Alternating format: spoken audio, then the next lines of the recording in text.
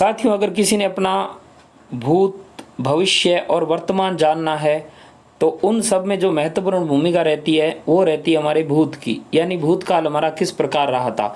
और भूतकाल को जानने के लिए सबसे आसान तरीका है हमारी जो सभ्यताएं हैं प्राचीन, उनके देवी एनिशेंट सिविलाइजेशन के बारे में देखेंगे।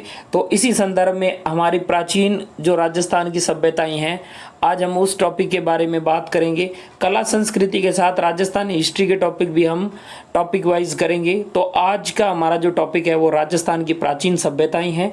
राजस्थान की प्राचीन सभ्यताओं में कौन कौन सी मुख्य सभ्यताएं हैं उनकी बात करते हैं। तो उसमें सबसे पहला नंबर आता है कालीबंगा सभ्यता। कालीबंगा सभ्यता जिला पूछे तो आपने बताना हनुमानगढ़। कालीबंगा सभ्यता का उद्गम कहाँ माना जाता है? हनुमानगढ़ में माना जाता है। यानी यूं कहीं परीक्षा में एग्जामिनर आपसे पूछेगा कि कालीबंगा सभ्यता कहाँ पर है, तो आपने कहना है कालीबंगा सभ्यता हनुमानगढ़ में है। अगर हम देखें कालीबंगा सभ्यता के बारे में, इसकी भौगोलिक स्थिति और नदी, यानी ये कहाँ पर पड़ता है और किस नदी के किनारे स्थित है। तो साथियों, नदी का नाम पूछे तो अपने बताना ये हनुमानगढ़ जिले के घग्गर नदी, जिसे नाली भी कहते हैं और सरस्वती नदी भी कहते हैं और इसे दृश्यद्वती नदी भी कहते हैं। तो घग्गर नदी इसका वर्तमान नाम है, नाली भी कहते हैं। जिला पूछे तो हनुमानगढ़ है और प्राचीन नाम पूछे तो सरस्वती नदी अपने इसका नाम आ जाएगा और दृश्यद्वती नाम आ जाएगा। अगर हम देखें कार्बन डेटिंग पद्धति के अनुसार इसका कालखंड देखें।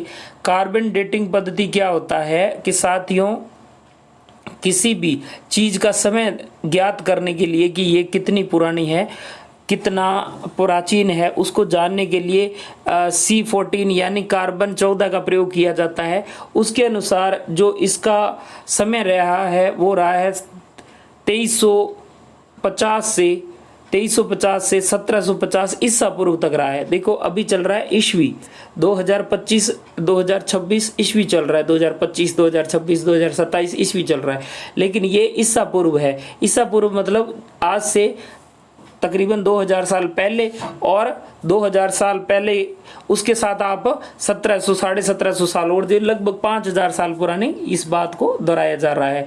तो कार्बन 14 के अनुसार इसका जो समय निर्धारित किया गया है वो कितना है? 2350 ईसा पूर्व से 1750 ईसा पूर्व। अब आपका एग्जामिनर कहीं से भी पूछ ले कि कालीबंगा सभ्यता का जो कालखंड है वो कार्बन 14 पद्धति के अनुसार कितना है, तो आपने आंख बंद करके कर देना है 2350 ईसा पूर्व से लेकर 750 ईसा पूर्व तक ये इसका कालखंड माना जाता है। और इसके बारे में ये कौन सी सभ्यता है, तो सभ्यता अगर आपसे पूछे तो ये ब्रॉन्ज एज है, यानी कांस्य युगीन सभ्यता है। तो एक एग्जामिनर ये पूछेगा कि कालीबंगा सभ्यता कौन सी सभ्यता मानी जाती है, तो आप लोगों ने कहना है कि ये तो मानी जाती है कांस्य युगीन सभ्यता मानी जाती है। और इसके साथ में आपको एक बात का ध्यान रखना है, इसमें आपसे पूछेगा क्या ये ग्रामीण सभ्यता थी या नगरीय। तो साथियों ये कौन सी थी? ये ग्रामीण थी। ग्रामीण सभ्यता के बारे में बात नगरीय सभ्यता के बारे में बात हो रही है, ग्रामीण नहीं करना है अपने को। आगे हम बात करते हैं खोजकर्ता और उत्खनन, यानी इसकी खोज किसने की और इसका जो खुदाई किसने की थी उसके बारे में भी अपने को पता होना चाहिए। देखिए खोजकर्ता जो व्यक्ति है वो फेमस व्यक्ति है अमलानंद घोष, उन्होंने खोज की थी 1952 में।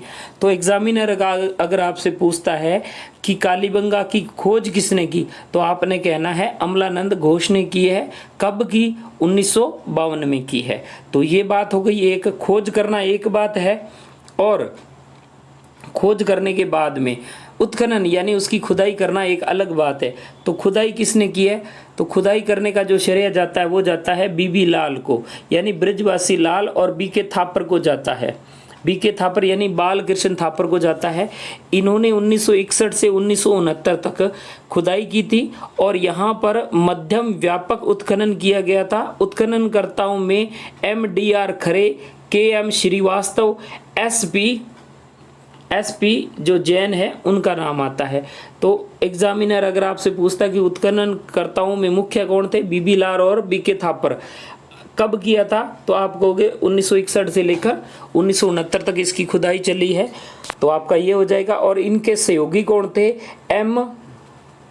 MD खरे और M श्रीवास्तव, SP जैन, ये लोग शामिल थे। तो आगे हम बात करें इस सभ्यता के बारे में कि इसकी कितने स्तरों पर खुदाई हुई है। तो देखो स्तर होता है कि इसकी लेयर कितनी थी, यानी खुदाई में कितने इसका स्ट्रक्चर कितने प्रकार का था, तो 5 प्रकार का इसका था। तो 5 स्तरों में इसकी खुदाई हुई है। पहले जो स्तर 2 जो शुरू वाले हैं वो प्राक हड़प्पा यानी जो प्राक हड़प्पा सभ्यता है यानी उसके पहले के, और ऊपरी 3 जो स्तर है हड़प्पाकालीन संस्कृति के माने जाते हैं। तो यहाँ पर टोटल स्तर पूछे तो 5 है, जिसमें शुरू के 2 प्राक हड़प्पा सभ्यता से यानी हड़प्पा सभ्यता से पहले के हैं, और बाद के जो 3 ऊपरी जो स्तर है वो हड़प्पाकालीन संस्कृति से जुड़े हुए हैं। तो ये हो गया अपना एक डाउट क्लियर हो गया कि कार्बन 14 पद्धति के अनुसार 2350 ईसा पूर्व से 1750 ईसा पूर्व तक है। खोज एवं उत्खननकर्ता, इसके खोजकर्ता कौन है? अमलानंद घोष है। और उत्खननकर्ता, खोजकर्ता के साथ उत्खननकर्ता का नाम याद रखना है। तो वो व्यक्ति कौन हो जाएगा? वो व्यक्ति हो जाएंगे बीबी लाल यानी ब्रिजवासी लाल और बीके थापर यानी बालकृष्ण थापर के द्वारा 1961 से 1971 तक खोजा गया था। उनके जो सहयोगी सहायक थे उत्खननकर्ताओं के वो थे MD खरे, KM श्रीवास्तव और SP जैन भी शामिल थे। इनकी कितने स्तरों में हुई है? 5 स्तरों में हुई है। साथ साथ में अपने को याद कर लेना है ताकि हमारी कोई चीज़ पीछे छूटे ना। आगे हम बात करते हैं परीक्षा की दृष्टि से एग्जामिनर क्या पूछता है। एग्जामिनर क्या पूछेगा आपसे? एग्जामिनर ये पूछेगा कि आप ये बताइए कि इसमें कौन कौन से साक्ष्य प्राप्त हुए। तो इसमें जो साक्ष्य प्राप्त हुए हैं वो सबसे महत्वपूर्ण साक्ष्य है जुते हुए खेत के साक्ष्य प्राप्त हुए हैं। कौन से साक्ष्य? जुते हुए खेत यानी खेती किए हुए के साक्ष्य प्राप्त हुए। यहाँ पर खेती वगैरह होती थी ऐसा हमें परिणाम मिला है। संसार का सर्वप्रथम दोहरे जुते हुए खेत, दोहरे मतलब 2 साल में 2 फसलें लेने के साक्ष्य मिले, एक साथ 2 फसलें लेने के गेहूँ और जौ, चना व सरसों के साक्ष्य भी मिले हैं कि एक साथ जौ और चने की खेती ली जाती थी और गेहूं और जौ अथवा चना और सरसों की खेती साथ में की जाती थी। ऐसा साक्ष्य हमें प्राक हड़प्पा जो स्तर है वहाँ से मिला है। यहाँ पर ग्रिडन पैटर्न यानी जो था समीकरण रेखाएं एक दूसरे को समकोण पर काटने वाली जो जुताई की जो रेखाएं हैं वो मिली है यहाँ से। और यहाँ से क्या मिला है? और यहाँ से मिला है भूकंप के साक्ष्य।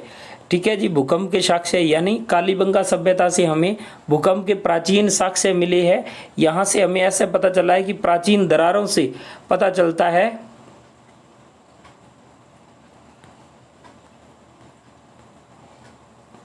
प्राचीन दरारों से पता चलता है कि गहरी दरारें थी जो संपूर्ण विश्व में भूकंप के सबसे पहला प्राचीन प्राकृतिक साक्ष्य माने जाते हैं। और यहाँ से क्या मिला है जी?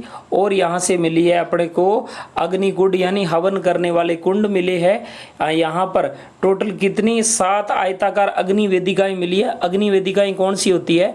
जहाँ पर अग्नि का अनुष्ठान किया जाता था। यहाँ पर दुर्ग वाले एक टीले पर एक चबूतरा मिला है जिस पर 7 आयताकार अग्नि वेदिकाएं मिली हैं, एक कतार में है, जो पूरी की पूरी एक कतार में सीक्वेंस में है।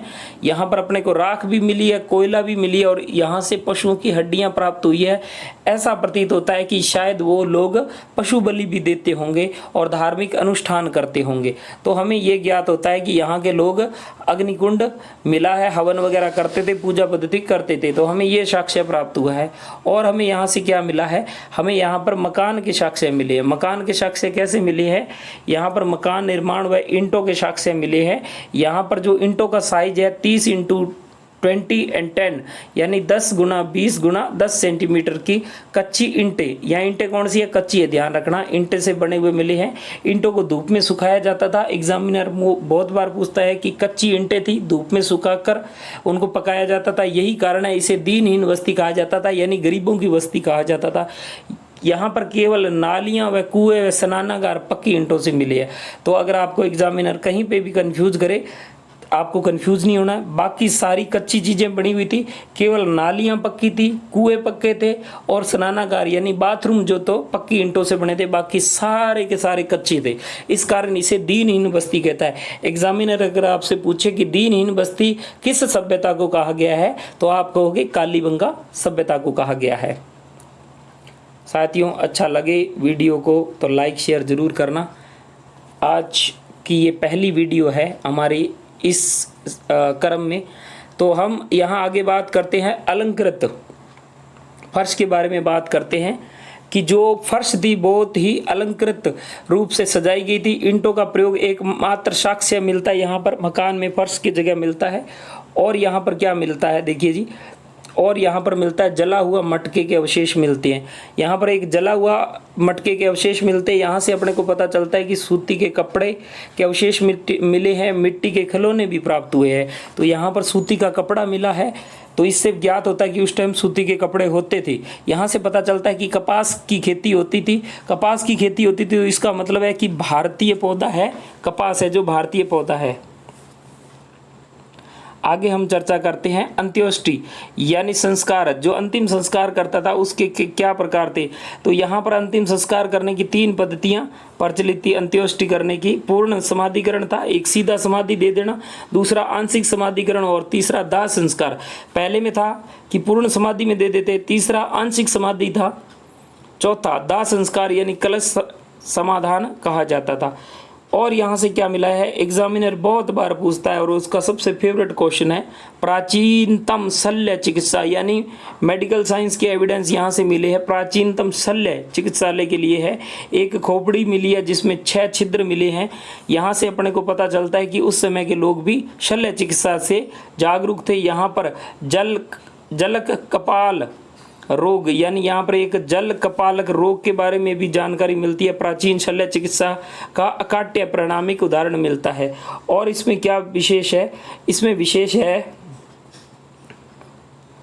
है ऐतिहासिक मत क्या है। प्रसिद्ध इतिहासकार डॉक्टर दशरथ शर्मा कालीबंगा को सिंधु घाटी सभ्यता की तीसरी राजधानी कहते हैं। एग्जामिनर ने बहुत बार पूछा है कि सिंधु घाटी सभ्यता की तीसरी राजधानी किसने कहा, डॉक्टर दशरथ शर्मा ने। अब दशरथ शर्मा कौन है, एक इतिहासकार है जिन्होंने कालीबंगा सभ्यता के बारे में ये कहा कि ये तो सिंधु घाटी सभ्यता की तीसरी राजधानी है। तो ये कालीबंगा सभ्यता की बात हो रही है। आगे हम बात करते हैं आहड़ सभ्यता। आहड़ सभ्यता से पहले एक बार इसको देख लेते हैं कालीबंगा सभ्यता को, कि मोटा मोटा देख लेते हैं। नदी पूछे तो घग्गर नदी, अगर प्राचीन नाम पूछे तो सरस्वती या सरस्वती नदी। कार्बन डेटिंग 14 पद्धति के अनुसार 2350 ईसा पूर्व से 1750 ईसा पूर्व तक है। ये एक कांस्य युगीन सभ्यता है, एक नगरीय सभ्यता है। खोज किसने की, अमलानंद घोष ने 1952 में की थी। और उत्खनन इसकी खुदाई बीबी लाल और बीके थापर ने 1961 से 1969 तक करवाई थी। इसके सहयोगी कौन थे, MD खरे और KM श्रीवास्तव और SP जैन इसमें शामिल थे। स्तरों का विश्लेषण, 5 स्तरों में इसकी खुदाई हुई है, जिसमें 2 पहले के स्तर प्राक हड़प्पा समय के माने जाते हैं और 3 स्तर हड़प्पा कालीन सभ्यता के माने जाते हैं। तो ये वाले हो गए इसमें शामिल। आगे बात करते हैं परीक्षा की दृष्टि से क्या है एनालिसिस। देखिए, जुते हुए खेत के साक्ष्य मिले हैं, दोहरे जुते हुए खेत के साक्ष्य मिले। यहाँ से पता चलता है कि दोहरे खेत के भूकंप के साक्ष्य मिले हुए हैं, जो विश्व के अंदर सबसे पहले भूकंप के प्राचीन साक्ष्य मिले हैं। अग्निकुंड मिले हैं, 7 आयताकार अग्नि वेदिकाएं मिली हैं। पशु बलि होने के साक्ष्य मिले। यहाँ पर ऐसा माना जाता था कि पशु बलि दी जाती थी। मकान का निर्माण कच्ची ईंटों से होता था, उनका आकार 30 गुणा 20 गुणा 10 सेंटीमीटर का होता था, धूप में सुखाई जाती थी। इसे दीनहीन बस्ती कहा गया था। यहाँ पर केवल नालियाँ, कुएं और स्नानागार ही पक्की चीजों के थे। अलंकृत फर्श थी, यानी फर्श को अच्छे तरीके से सजाया गया था। जला हुआ मटका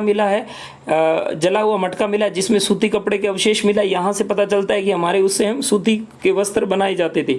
मिट्टी के खिलौने प्राप्त हुए हैं। अंत्योष्टि यानी दाह संस्कार की कितनी पद्धतियां प्रचलित थी, 3, पूर्ण समाधिकरण, आंशिक समाधिकरण और दाह संस्कार, ये प्रचलित थी। आगे बात करते हैं यहाँ पर और क्या चीज़ मिली है। यहाँ पर मिली है प्राचीनतम शल्य चिकित्सा के साक्ष्य मिले। यहाँ पर एक बालक की खोपड़ी मिली है जिसमें 6 छिद्र हैं। जल कपाल रोग या प्राचीन शल्य चिकित्सा के यहाँ पर प्रमाण मिले हैं। विशेष ऐतिहासिक तथ्य, प्रसिद्ध इतिहासकार डॉक्टर DR भंडारकर ने कालीबंगा सभ्यता को सिंधु घाटी सभ्यता की तीसरी राजधानी कहा।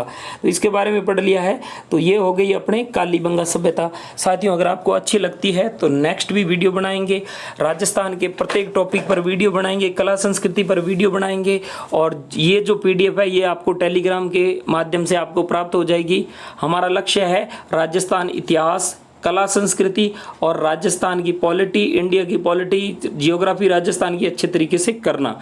अगर आपको अच्छी लगे तो लाइक शेयर सब्सक्राइब करना। मिलते हैं नेक्स्ट वीडियो में। जय हिंद जय भारत।